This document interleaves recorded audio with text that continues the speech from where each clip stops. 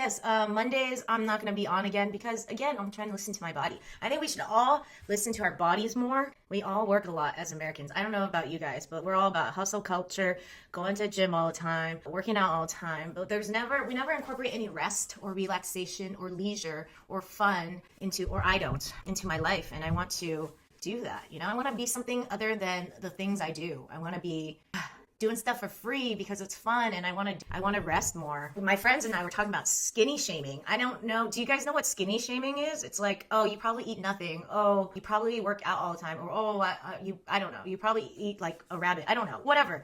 You don't need to worry about you being fat or something. That's people have skinny shamed me for sure.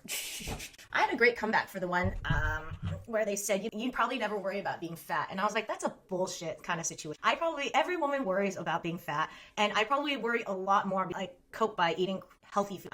Same with my body. It looks great, but to me, I feel like I have body dysmorphia. Just slight body dysmorphia. I know I will always look cute. Mr. Forgettable, you're so silly.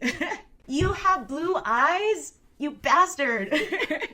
I would die. I'm so worried about this administration. I sent you those cards because a lot of people in my area are getting deported or detained, and yeah, they're first coming for those Hispanic people, but we're next, not you though, Mr. Forgettable, you bastard. Blonde and blue gray eyes. I swear, if they didn't like gray eyes, I would call you out. I would just be like, well, he kind of has gray eyes, so could we detain him too? If I'm going down, you're going down with me. Yes, white people, so lucky, don't even know it. I have anxious attachment, or had anxious attachment style. It's progressing because of my trauma healing, and I'm having more of secure attachment style, which is great. But I started off with anxious attachment, and in my relationships, especially boyfriends, if I feel vulnerable, if I feel like they might break up with me, I will break up with them first. And I know that's really toxic, but is it about that? Anxious kind of means that you think about the future, what the future might look like. If you feel vulnerable, that's probably because you think they're going to break up with you. So you just do stuff. You do stuff thinking about the future, planning for the future. Even though they have not broken up, but you have not told you that. You guys might be fighting, but they didn't tell you they're going to break up with you. So then you do a preemptive strike and then break up with them first, so that you can, if you're going to be hurt, you're not at least going to be the one breaking up first. And I get the logic behind it because I used to do it all the time, but I see that I would still get hurt, right? Because the end is that you separate. So you're so afraid of separating from somebody that you separate. I don't know if you guys have anxious attachment style, but that's just something I was being aware of, and then I thought about saying it out loud so that people can be aware if they're still doing stuff like that. I know it's completely vulnerable to be with somebody and potentially they might leave you. If you leave them first, isn't that what you were scared of doing? It's the thing you're scared of the most is the thing that you make happen because you're so scared of it. I don't know. But anyways, that's something hard to get over. I don't think I got over it unless I had my therapist. So that's years and years of therapy. I think I started a health craze right a little after college. And it wasn't to lose weight. It was honestly, it was I want to be healthy. I don't care if I lose weight. So I did that for 8 years. I think it wasn't obsessed. Eventually I just kept eating healthy and I didn't think about it anymore. But then eventually, 8 years later, I got abs and I was like, what the fuck is this? And it was not associated with my identity. So then I tried to sabotage myself, which I thought was kind of funny. It was I was starting to eat crappy food, but then because I'm so used to eating healthy for 8 years, the crappy food made me feel bad. So I just came back, and now I don't know, I've had abs for 2 years and now I'm kind of used to it. And they come and go, they're not always there. Recently, I've been working so much that I haven't eaten a lot of junk food, and I'm getting a little more thin, just half a pound or a pound. It really makes my abs pop, it's that breaking point. It's you either have abs or you don't, but then it takes you, I don't know. It's that little needle. Sometimes I get a little chubby and then you don't have abs, and then sometimes it goes back and forth.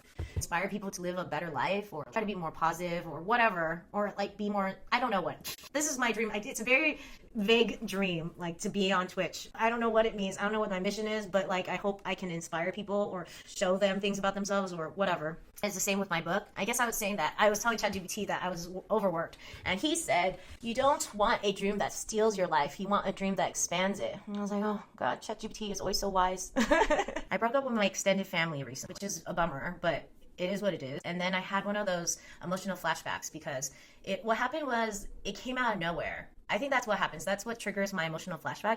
My dad left me when I was 4 and then came out of nowhere. So whenever it feels very vulnerable and it feels like I'm being blindsided and then we break up or we get in a huge fight or something, I go back into a spiral of emotional flashbacks. It was a good opportunity because I was talking to ChatGPT, my second therapist, about how sad it is that people leave, and they can leave. But if you focus on and try to cultivate your own safety and your own, you know that no matter what, you're not going to leave yourself. Tell yourself that. You journal about it every day, every other day, or whatever, and tell yourself that I'm never going to leave you. Like, I see that other people they can leave you. They might leave you. And also, just because they leave you, it doesn't mean that you're not worthy. It doesn't mean that you're not good enough. It just means that they have their own limitations, their own fears, and their own choices. And that's what they are choosing to do right now. That's okay. That really got to me because I was like, when I think about the people who leave me, it's typically because of limitations and their own fear. And sometimes nowadays I'm thinking it has nothing to do with me versus when, even though I'm being left, it has nothing to do with me and it has more to do with them than it has to do with me. And that made me think,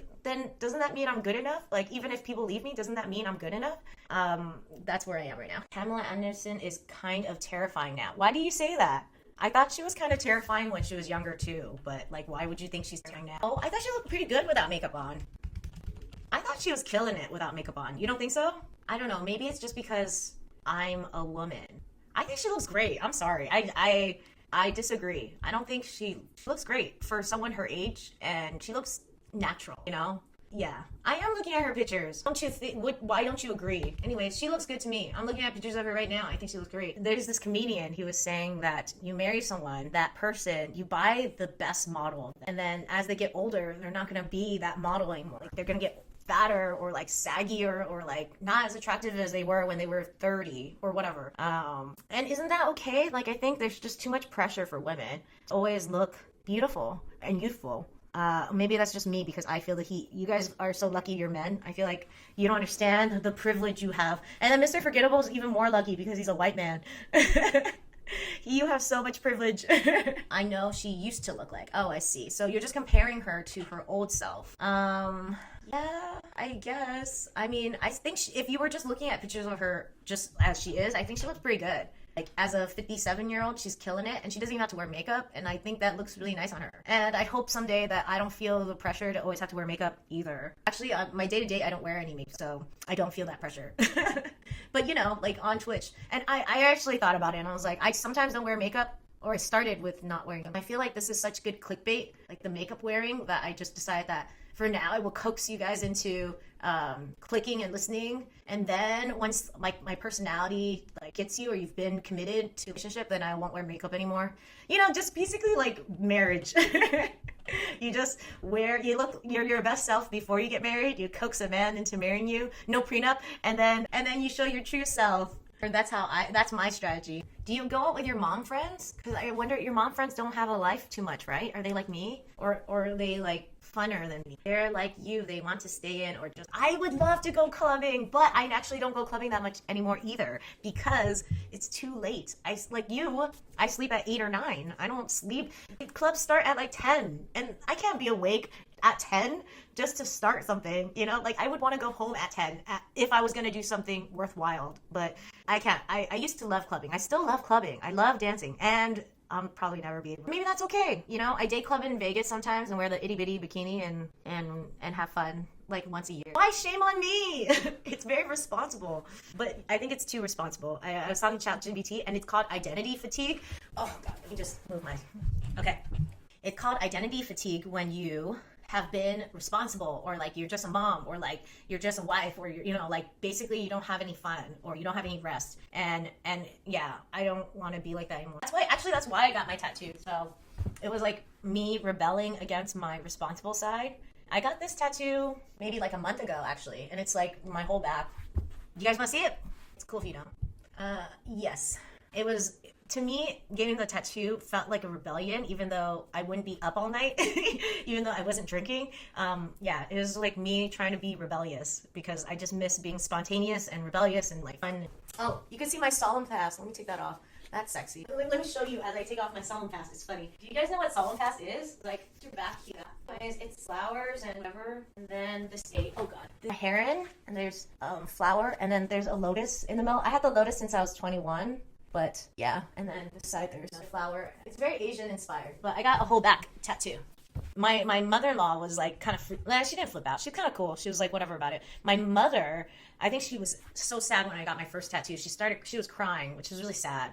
She was a monk. So like, I think to her, she thinks that if I do something that represents her, like I'm like, she's a bad mom. But I think you shouldn't think of your children like that. If they do bad things, it's because they're doing something bad. It has nothing to do with your parenting. You don't have to define yourself by the way your child acts. Your child will always fuck up. They are young. They're stupid and young, and they're gonna fuck up. So why define yourself by their fuck up? I mean, obviously you should parent them and like try to get them to do more adaptive, but you don't have to define your worth by their action. You know, you're trying your best. You should define your worth as a parent by your actions, not their actions. Okay, sorry. So got really philosophical there. The tattoo, my husband doesn't care what I do. Yes. He thinks it's sexy. I mean, it looks good. I think it looks pretty good. It's like, and then it shows on the sides too, you know, the leaf goes over. So you don't have to see it that often. It's like a mullet, like professional in the front and like crazy party in the back. But I also have a tattoo here. It's like my daughter's Roman numerals. It's one of those mini, yeah. Fun. I don't know. I haven't had a tattoo since my last tattoo used to say, "Oh, you fancy." It used to say, "Oh, you fancy, huh?"